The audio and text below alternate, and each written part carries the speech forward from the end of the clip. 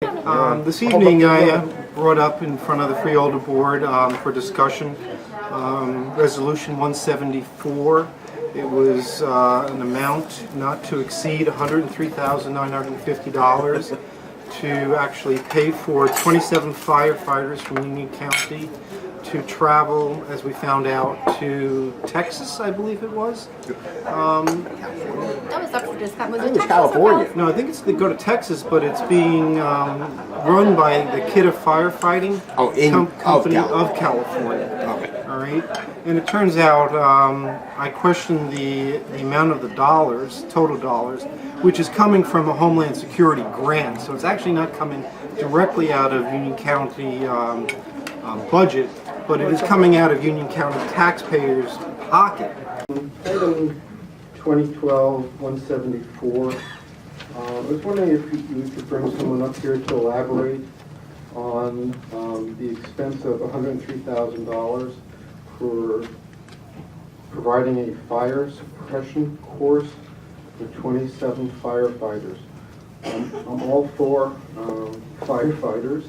I'm just curious as to what Kidda Firefighting could possibly be providing that we couldn't be providing in-house with all of the fire, personnel that we already have on staff.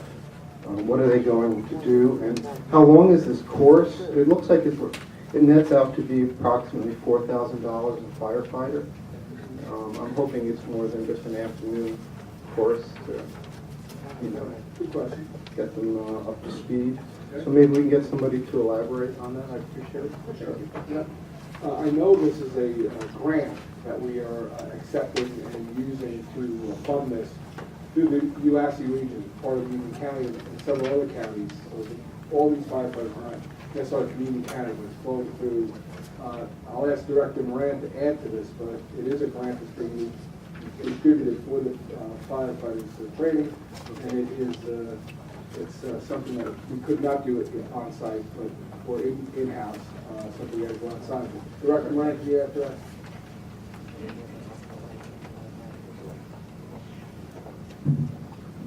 Through you, Chairman, you're exactly right. This is a Homeland Security grant. It's 100% grant funded by the federal government. We've sent firefighters to this school several times before. It's held in College Station, Texas, and this cost includes airfare, lodging, food, and the tuition for this 4-day course. It's not held in this area because the type of fire suppression training that's offered in College Station, Texas isn't offered anywhere in the metropolitan area. It's very realistic training. They do large-scale tanker truck fires, similar to the one we just had in Elizabeth a few weeks ago. Matter of fact, when I was on the scene there in Elizabeth, there were firefighters that had gone to this school and credited their training in Texas for giving them the ability to put out that fire so quickly without any injuries. So it's very valuable training. Our firefighters evaluate the course very positively, and we would like to continue that. All right, thank you. I hope that helps. At the end of the meeting and Freeholder's comments, Freeholder Sullivan characterized my comments as inane, at which time I stopped the meeting and asked and drew exception that my comments should be characterized in that manner. The comments about the training for the firefighters have to be probably the most inane comments that I've ever heard when I've been here in all the years I've been here. Please don't And I'll say that because Your characterization it's of me is inane insulting. I don't do comments. that. It's inane comments, and I'll explain why. When that fire and that the tanker crash on the Bayway Circle just a couple of weeks ago occurred, I spoke to the mayor after the fire was over. And what he told me was that tanker truck was minutes, if not seconds, from a total explosion, which would have devastated the neighborhood around there. And if anybody's here from Elizabeth who knows the Bayway Circle and Bayway Avenue and that area there, you can imagine what would have happened if that tanker truck exploded. And it was a horrendous fire where someone was killed.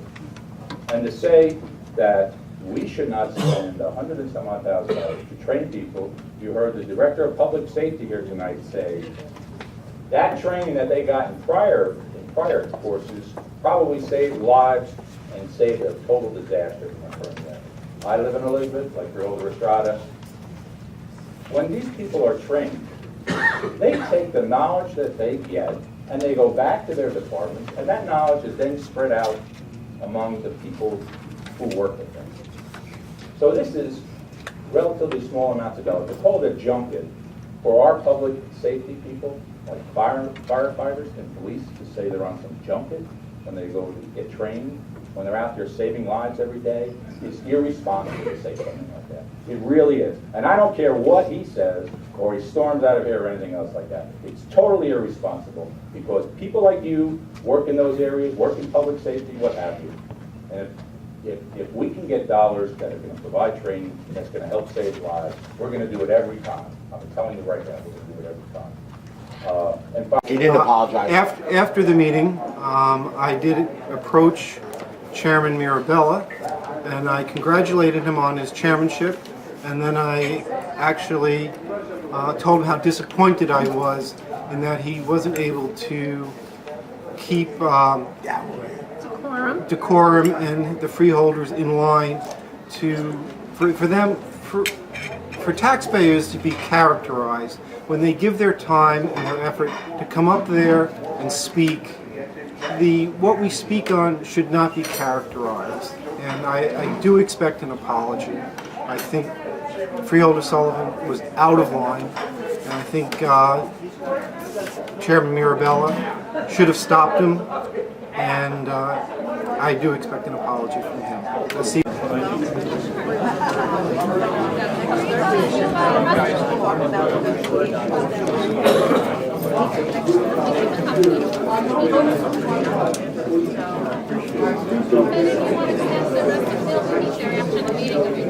Well, I kind of doubt that they're going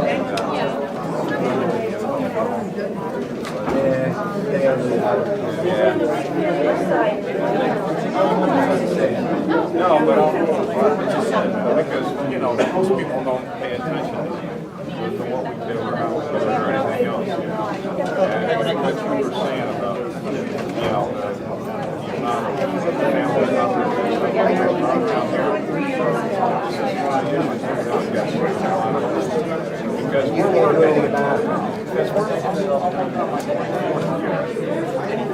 okay, I've made one step since, you know, I walked in the door. One step higher than when I walked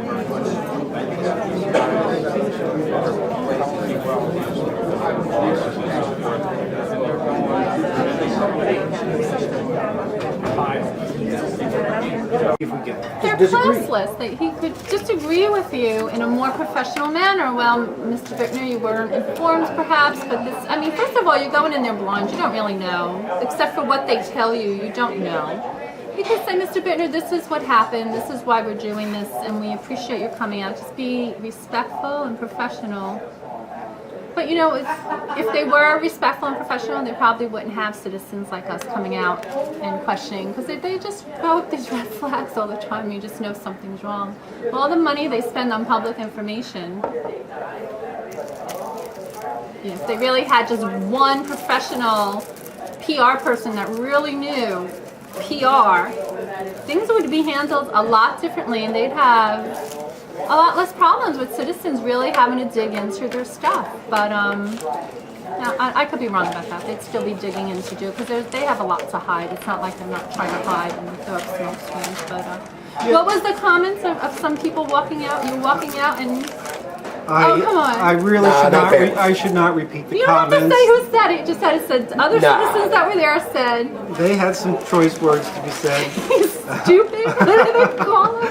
About one of our freeholders. I just want to make a point. I mean, they think they're being cool, or they're deflecting attention away from what they're really doing, and they're treating the viewers as if they're stupid. And granted, there are stupid viewers out there. Again, if they had one professional public relations person advising them, they would have an entirely different approach to the way they manage the public. But they don't. I don't expect them ever to have it. And the way you chase down Mirabella, I had to chase down Mirabella at the end of the meeting. I was standing at the elevator leaving, and he happened to pass by, and I had forgotten in my closing comments to ask when the budget hearings are going to be. So I politely said, "Oh, Freeholder Mirabella, when are the budget hearings scheduled for?" So he kept walking. So I followed him, and I said, "Excuse me, Freeholder Mirabella, when are the budget hearings going to be?" He kept running away from me. He was for him, he was running. I went inside the Freeholder meeting, and right before he went into the Freeholder conference room again, I said, "Freeholder Mirabella, did you hear me? I asked, when are the budget hearings going to be scheduled for?" And he finally turned around and said, "They haven't been scheduled yet." So he's running away because he had something to hide. I mean, I had a letter to the editor in the Westfield Leader where I stated they should have these hearings scheduled well in advance so busy professionals can plan on being there. But no, they'll announce right before they're about to begin, days, maybe a week beforehand, when the hearings are going to be. That's totally unacceptable and unnecessary. Actually, I would like to go back on record. I am not against firefighters and that firefighters should be trained, all right? I do believe that's necessary. I think Freeholder Hudak was saying that, and Freeholder Estrada saying they live next to the oil refineries in Linden, and they're very concerned about fire suppression and things of that nature. I would think at this point in time, with all of that experience with oil tankers overturning and the Linden refineries, that expertise already exists here in Union County and is not needed to be paid to have people go out of state to do this. You have to suspect every dime they spend on these things. And again, I'm not against the program or training these personnel, and hopefully they're bringing back knowledge and passing it on, as they should have said respectfully instead of doing it nastily at the end to discredit a citizen questioning them. But what about the money they waste creating, positions? Charlotte G. Filippo's daughter-in-law comes in 7th on the lieutenant's exam, so they create 6 new captain's positions, and look who gets to be promoted now because we created this.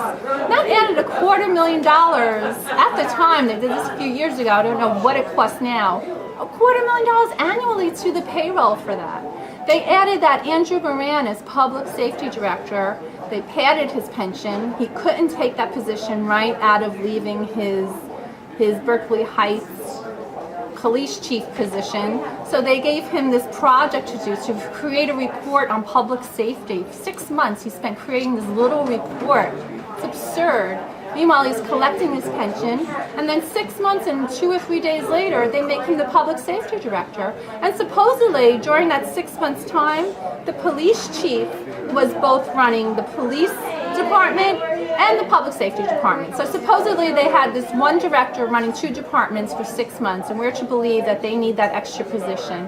Nobody wastes more money on public safety than they do, and it's disgraceful. And it is Homeland Security money. And I'd like to remind Freeholder Sullivan, he wasted about $50,000 a few years ago on his election, using Homeland Security money with that insidious First Alert system, telling people to sign up for First Alert. It was right before the election, and featured his picture. Campaign flyer. They have some nerve. They are un-American, the way they waste Homeland Security money. And to go on and on about how, yes, we do live in the most dangerous, I think it's called the most dangerous mile in America. Yeah. Yes, we are in a very dangerous place. And for them to waste money the way they do is shockingly